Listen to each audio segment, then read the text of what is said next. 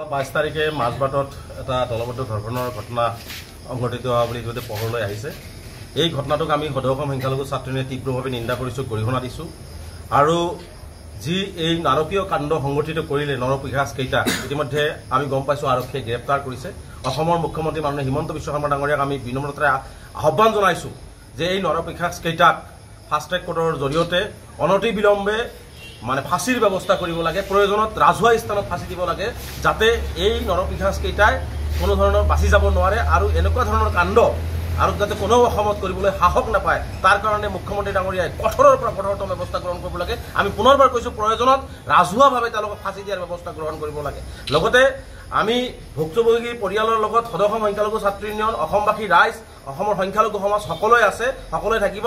গতিকে আমি সকলোকে আহ্বান জনাইছোঁ যে এই দোষীসকলে যাতে হাৰি নাযায়, এই দোষীসকলে যাতে ফাঁচি কাঠত ওলমে, তাৰ কাৰণে ঐক্যবদ্ধভাৱে এই আসামীসকলৰ বিৰুদ্ধে সকলোৱে মাৰ বান্ধি থিয় হৈ তেওঁলোকক শাস্তিৰ দাবী উত্থাপন কৰিব লাগে।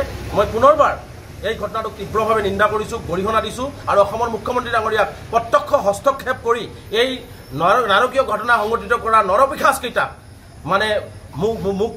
মুক্ত আকাশৰ তলত আনি ফাঁসিৰ ব্যৱস্থা গ্ৰহণ কৰিব লাগে, এই আহ্বান আমি ৰাখিছোঁ।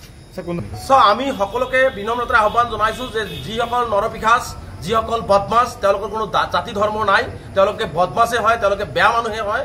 গতিকে বেয়া মানুহক আমি সকলোৱে ঘৃণা কৰিব লাগে, সকলোৱে তেওঁলোকক শাস্তিৰ দাবী উত্থাপন কৰিব লাগে। ইয়াত কোনো ধৰণৰ বেলেগ ইছ্যু আনিব নালাগে। গতিকে আমি স্পষ্টভাৱে আমি সকলোকে আহ্বান জনাইছোঁ, সকলোৱে আমি শান্তি সম্প্ৰীতি বজাই ৰাখি আমি দোষীসকলক কেনেকৈ ফাঁসি কাঠত ওলমাব পৰা যায় তাৰ ব্যৱস্থা গ্ৰহণ কৰাৰ কাৰণে সকলোৱে আগভাগ ল'ব লাগে। সেইকাৰণে আমি মুখ্যমন্ত্ৰী ডাঙৰীয়াক বিনম্ৰতাৰে আহ্বান জনাইছোঁ, ঘটনাটোক ডাইৰেক্ট প্ৰত্যক্ষ হস্তক্ষেপ কৰি এই নৰপিশাচকেইটাক এনেকুৱা এটা শাস্তি দিয়ক, যি শাস্তি অসমৰ ইতিহাসত লিপিবদ্ধ হৈ থাকক আৰু কোনো নৰপিশাচে, কোনো মানুহে এনেকুৱা ধৰণৰ কাণ্ড সংঘটিত কৰাৰ সাহস গোটাব নোৱাৰে।